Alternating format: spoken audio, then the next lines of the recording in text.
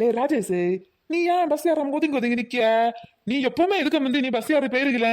ஏன்ல ஒரு காலம் ஒரு பஸ்ல நீ யாரையா இல்ல? என்ன விஷயம்?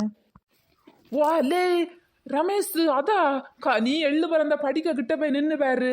அப்போ உனக்கு தெரியும் நான் ஏன் பஸ் ஏறையில, நான் ஏன் ஒதுங்கி நின்னேன்னு உனக்கு தெரியும்.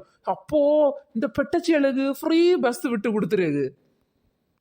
அவளுக்கு இந்த ஃப்ரீ பஸ் விட்டு கொடுக்க போய் அவளுக்கு இந்த ஸ்டாப்ல இருந்து அடுத்த ஸ்டாப்பு தான் குளம் இருக்கான். அந்த குளத்துக்கு வேற அவளை எப்படி நம்ம யாரு போறாளுவ? இந்த பஸ்ல யாருதான் குளத்துக்கு இறங்குவாளுவ? ஒரு மீன் கடை 8 இடத்து 5 அடி தூரத்துல தான் இருக்க மீன் கடை. அதுக்கு என்ன செய்வாளுவ?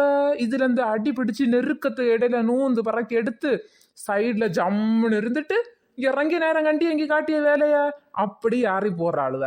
நம்ம எள்ளு போல முன்ன படியிலோடி யாரட்டு எந்த ஆளையும் யாரிட்டு போட்டு நெருக்கியோ பிதிக்கியோ கிடந்து யாரட்டு பரம நம்ம யாரையும் இடத்த நமக்கு விட்டு தரணுமா?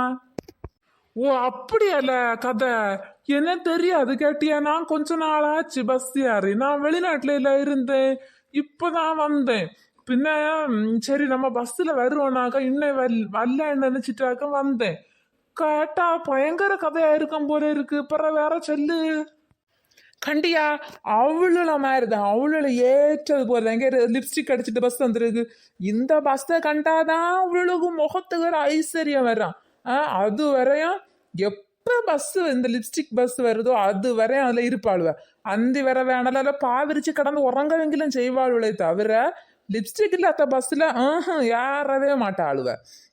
அடுத்தது சரி பஸ் வந்து நிக்கணும்னு வச்சுக்கா, முன்னோடி தானே யாரனா அவ்வளோ இடம் எங்க முன்ன யாரனா நம்ம பரமோடி யாரும் அவ்வளவ 50 பேருக்கான முன்ன வந்து நிப்பாளுவ. யாராது ஒரு 100 பேருக்கான பரம வந்து நிப்பாளுவ. சரி நம்ம ஒரு 5 ஆம்பளை தான் நிக்க, நம்மளை யார விட்டவே மாட்டாளுவ. நெரிச்சு தள்ளி நம்மளை அங்கே சப்பிச்சு அடைச்சு கீழே போட்டுட்டு யாரு முன்ன ஓடி ஆவான். வாய்ப்பு உண்டங்கி கண்டக்டரும் கீழே தான் கிடப்பேன். அப்படி சவுட்டி மரத்து கீழே தள்ளுவாளுவ. எல்லாம் தள்ளி பறக்கி எடுத்து விட்டுட்டு ஒரு சைடு சீட்ல பிடிச்சி ஜம்முன்னு இருந்தாவா. எங்க இறங்கியவா? அடுத்த ஸ்டாப்ல இறங்கியவா சைடு சீட்ல இருப்பா. அடுத்த சைடு சீட்ல இருந்துட்டு அடுத்த ஸ்டாப்ல இறங்கணும். கண்டக்டர்கிட்ட இறங்கணும் இறங்கணும் சொல்லி ஒத்தைக்காக்கம். சரி கண்டக்டர் உடனே விசில் அடிச்ச முன்னாடி நல்ல என்ன செய்யணும்? எழும்பி படிக்க கிட்ட வரணும். வரமாவே மாட்டாளுவ. அங்க உள்ள கிடந்து இறங்கணும் இறங்கணும். பிறவு நிறுத்தின பிறவு எல்லாரையும் உள்ள இடிச்சு மலத்தி நெருக்கி தள்ளிட்டு இறங்கி ஆவான். ஜோதியா ஓடி வாட்டி நேரு பஸ், அதான் ஃப்ரீ பஸ். ஓடி வாட்டி. ஆமா ஆமா ஓடுங்க ஓடுங்க ஃப்ரீ பஸ். ஏய் உமக்கு என்ன? நாங்க தானே ஓடியோம். நாங்க என்ன உமக்கு பஸ்ல யாரையும்? எங்க பஸ் அது? நாங்க யாரும் நீரு யாரா முடியனா யாரா? பேசாம நில்ல. கண்ட நல்லா யாருவியா?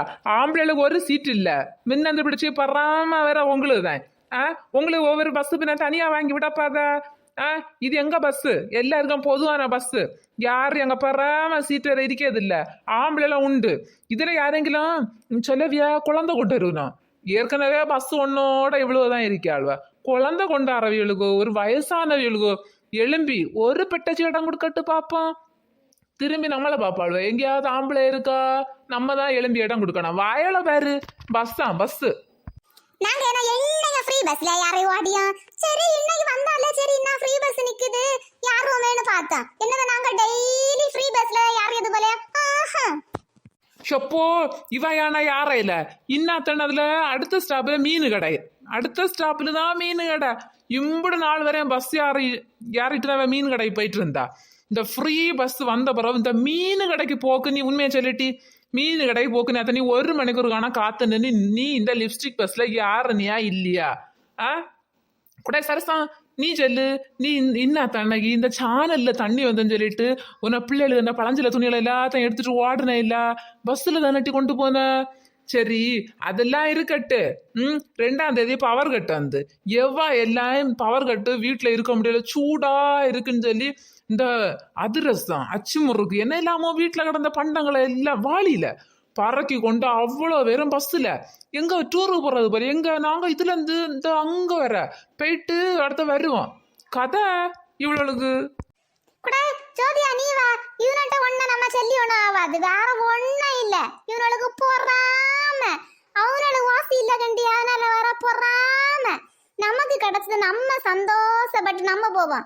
இவனால பார்த்துட்டு நின்னா நமக்குன்னே 10 ரூபா நட்டம். யார்கிட்டயும் மக்கா ஓட